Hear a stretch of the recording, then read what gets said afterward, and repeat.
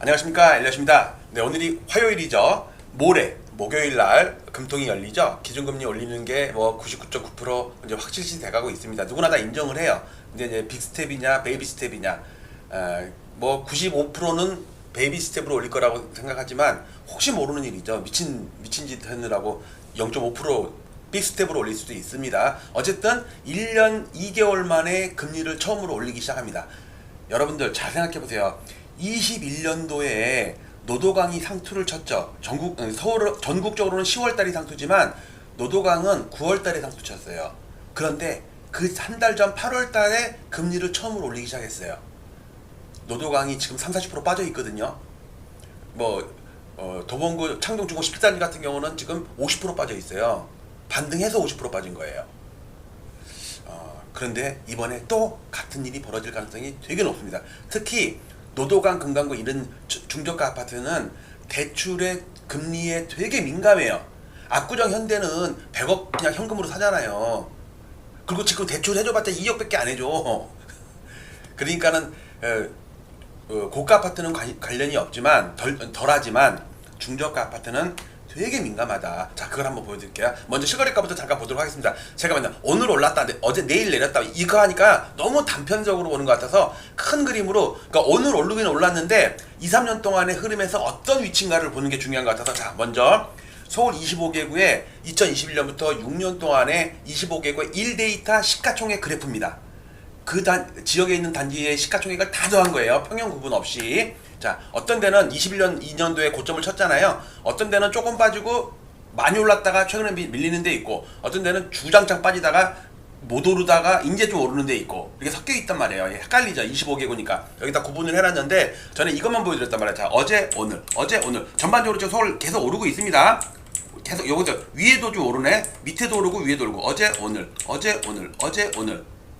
자, 봤죠? 이렇게 보니까는 헷갈린 것 같아서 제가 한강벨트랑 비한강벨트랑 이제 구분을 하잖아요. 한강벨트입니다. 한강벨트인데 강서구만 혼자 뚝 떨어져 있죠.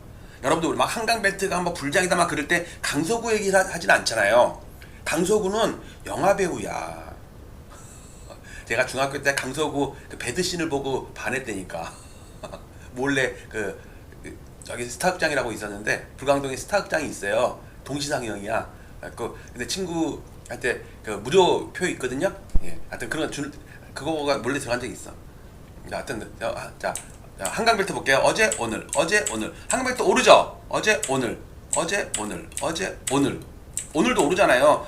그 대신에는 빠졌다가 오르는 겁니다. 그렇지만 한참 빠져 있죠. 자, 이번에는 비한강벨트입니다. 여 중간에 요 까만 거 있죠. 헷갈리니까 보자. 요 까만 거 있잖아요. 요게 서울 평균입니다. 요게 항상 같이 있는 거예요. 이건 대조군이라고 그러죠. 대조군. 이거 비교군이고 이건 대조군이고, 우리가 플라나리안가 그거 뭐 살아나는 그거 갖고 막 비교한 거 있잖아요. 비커에다가 놓고서 생물 시간에 배운 거. 요게 항상 기준입니다. 서울이 중간쯤에 있을 거 아니에요. 근데 이 서울은 주로 강남 3구의 영향력이 비중이 크잖아. 그러니까는 보세요. 요 까만 서울이 여기가 강남 3구랑 한강벨트거든요. 강남 3구에 가까이 있어요? 노도강에 가까이 있어요? 당연히 위쪽에 가까이 있죠? 구분해서 보자고요. 자, 비한강벨트 볼게요. 얘네가 지금 제일 많이 올라요. 어제 오늘. 어이구, 오늘도 올라. 어제 오늘. 아니, 오르죠? 자, 이것도 좀 뭐랄까 무성의한 것 같아서 제가 더 성의 있게 일단 서울을 보겠습니다. 서울. 여기 회색으로 25개구가 다 표시가 되어 있습니다. 여기 글씨를 제가 다 희미하게 해놨어요. 자, 서울시만 보겠습니다. 서울시. 어제 오늘. 조금 오르죠? 어제 오늘. 그리고 오늘은 3일치가 반영이 되는 거예요. 토일 월. 화요일은 항상 3일치가 동시에 이제 집계가 돼갖고 화요일 아침에 새벽에 5시부터 다운받을 수가 있거든요. 자, 어제 오늘. 조금 오르는 거 보이시죠? 자, 이번에는 뭘 볼 거냐면 여기 있죠. 한강벨트 중에 강서, 송, 용, 강남 3구랑 용산구랑 최고가 아파트들. 보통 우리가 토지거래 허가가 처음으로 묶일 때 얘네가부터 묶이고 그랬잖아요. 워낙 고가들이니까. 자, 서울보다 위쪽에 있죠.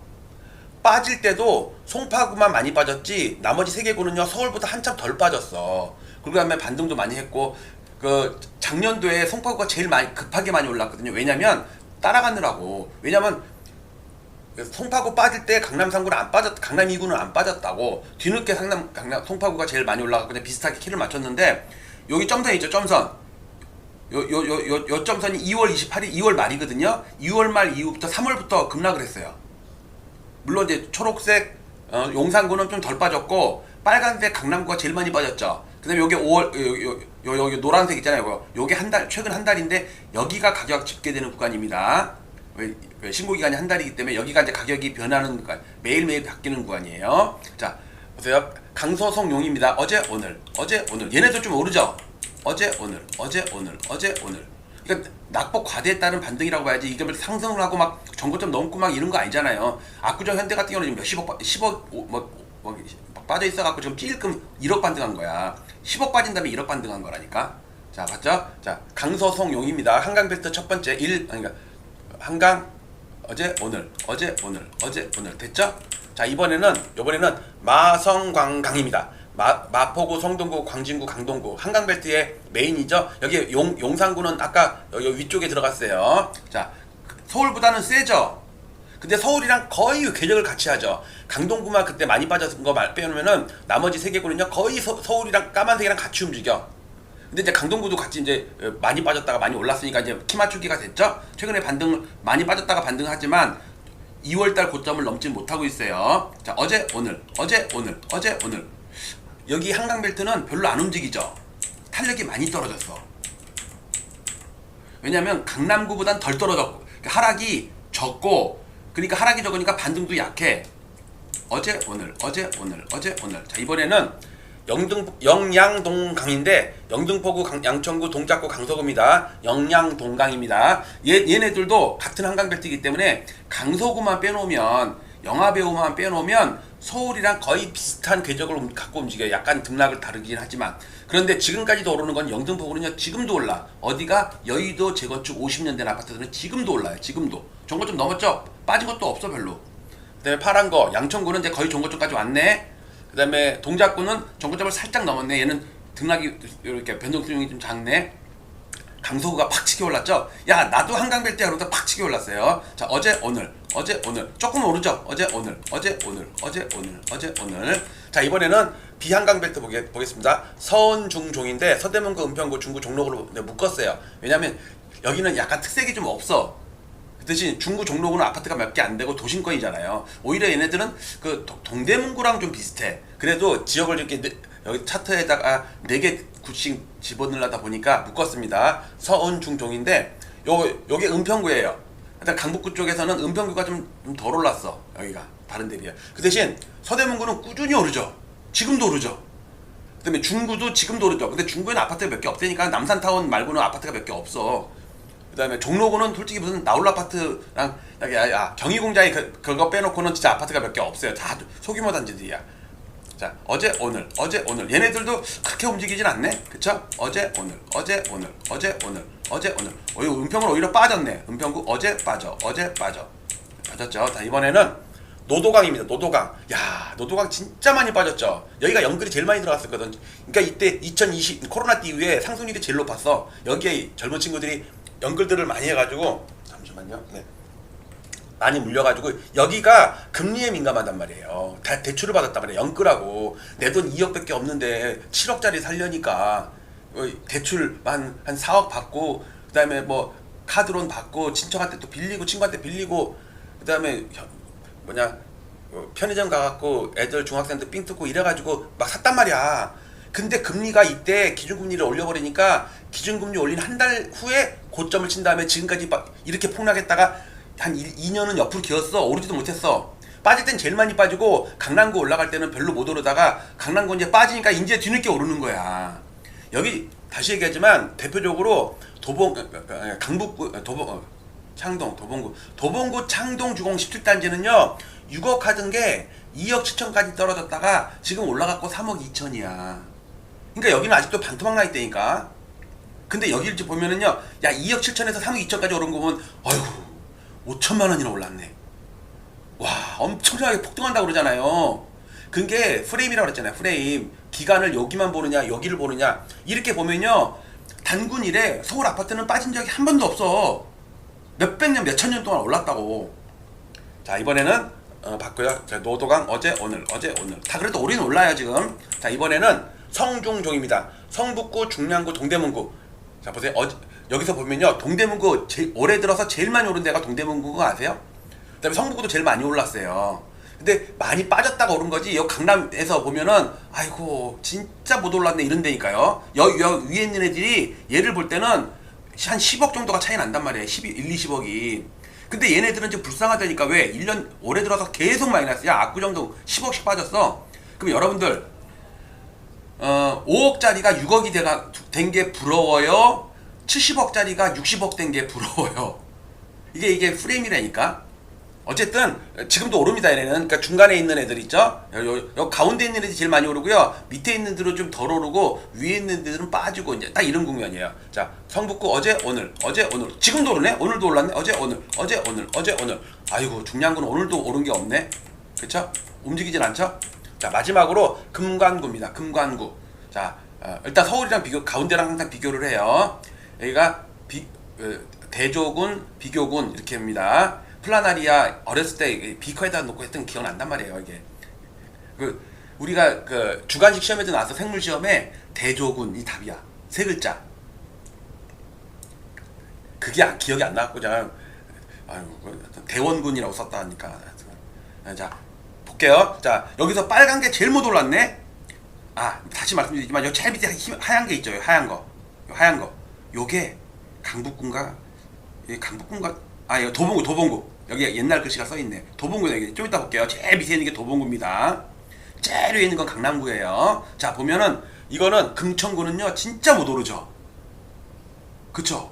작년 1년 동안은 옆으로 기었어. 올해 조금 오르는데 얘가 지금 몇 년 전 주가냐면 여기에요. 여기. 아니면 2019년도 가격이야 지금. 2021년도에서 2019년도까지 떨어져 있다니까. 그렇지만 구로구 꾸준히 오르죠.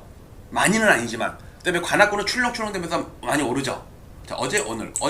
오늘 이거 보세요. 금천구 오르네. 어제 오늘. 지금 서울 아파트 주간 동향 나오는 게 다 이런 거 얘기하는 거야. 이런 거. 전체적으로는 고점에 대해서 그렇게 막 치고 올라가는 게 아닌데. 자, 한 번만 이걸 한번 볼게요. 그래서 이게 아까 같이 다 모아 이걸 25개국으로 다 모으면 이거예요. 어제 오늘. 도봉구가 제일 많이 오르네. 도봉구 어제 오늘. 자, 강남구도 이제 막 오르네. 어제 오늘 조금 오르죠? 자, 한참 빠져 있죠? 지금 강남구 이렇게 오르는데 압구정동은 못 올라요. 압구정동은 진짜 못 올라. 자, 마지막으로 오늘 금리 얘기 좀 할게요. 자, 우리나라 역사에서 요 분홍색 있죠? 요 분홍색이 기준금리예요. 기준금리. 여기를 딱 보면 2020 날짜로 잘못 적어놨네. 1900년도로 돼 있네. 이게 연도 표시를 잘못한 것 같아요. 이게 일단 여기가 1년 2개월인가 그렇거든요. 1년 2개월 동안 금리 동결 했을 때 금리가 싸잖아. 이제는. 그러니까 아파트가 엄청 올랐어. 코로나 때 이후로. 그런데 아파트가 오르는 와중에도 국채 3년물은 꾸준히 오르고 있었어요. 야금야금 밑에서. 그런데 워낙 절대 수치가 낮으니까, 금리가 워낙 낮으니까 여러분들 1%에서 1.5% 돼도 괜찮죠? 워낙 수치가 낮으니까 5%에서 10% 되는 건 무서운데 1%에서 2% 되는 거는 별로 안 무서워. 왜냐면 금리가 절대 수치가 낮잖아요. 근데 1%에서 2% 오르나 5%에서 10% 오르나 내가 내는 금리 이자가 더블 되는 건 마찬가지예요. 1%에서 2% 오르나 5%에서 10% 오르나 내 이자 더블 되는 건 똑같다고. 그게 로그 개념이에요. 근데 절대 수치가 낮기 때문에 1%에서 2% 올라도 별로 사람들이 감흥이 없어. 이자 조금 더 내는 것 뿐이야. 절대 수치가 작으니까. 그때가 이때라고. 이때. 근데 어느 정도 수치가 됐을 때 갑자기 금리가 막 오르죠. 그러니까 주택담보대출 금리도 막 오르죠. 이때 못 버티고 노도강이 폭락을 시작하는 거예요. 근데 이게 9월 25일 날 고점을 쳤는데 여기가 기준금리를 올린 게 8월 26일에 날짜 잘못됐어요. 이게 좀 연도수가 좀 잘못됐어. 그러니까 기준금리를 딱 올리자마자 한 달 있다가 얘가 상투를 쳤어. 노원구. 근데 왜 그랬냐면 그전에는 야금야금 올랐는데 이때부터는 본격적으로 금리가 올라요. 그 본격적으로 기준금리 올리고 나서, 그러니까 기준금리 올리자마자 그때부터 금리가 올라간 게 아니라 그전 1년 동안 금리가 서서히 오르고 있었다고. 자, 지금도 우리가 작년에 4월 달인가 아마 마지막으로 금리 내린 다음에 그 다음에 동결이에요. 동결 건조 스프 동결입니다. 동결. 근데 여러분들 최근에 기준금리가 1년 동안 안 올랐는데 내가 내는 이자는 계속 올라가죠. 매달 금리가 올라. 이거예요. 이거 국채 3년물이에요. 그 다음에 이건 지금 3개월 전까지밖에 업데이트가 안 됐는데, 왜냐면 이거 한국은행에서 늦게 발표해. 이거는 주택담보대출 금리예요. 이때보다는 급하게 오르진 않지만 꾸준히 올랐죠. 근데 절대 수치가 높죠. 근데 문제는 여기서 그 기준금리를 탁 올리잖아요. 그러면 얘네들이 그동안도 올랐는데 앞으로도 오른다고. 그러면 그동안 이자를 어떻게든지, 최근에도 많이 올랐지. 이것도 좀 부담되는 금리예요. 막 6% 7% 하잖아. 근데 갑자기 10%가 돼봐. 이거 얘 주택담보대출 금리 얘가 지금 한 4, 5%밖에 안 될 거예요 이게. 근데 이제 이거는 한국은행에서 발표하는 거고 시중은행 직접 가보면 훨씬 높죠 이거보다는.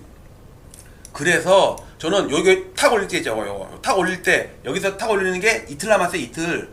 뉴스에서 이제 하루 종일 9시 뉴스 나올 거냐. 서민 경제 죽는다. 중소상인 대출금리 때문에 부담돼서 망한다느니 접는다느니 어떻게 하니 빨리 금리 높이 낮춰라 막 또 이런 얘기 나올 거라고.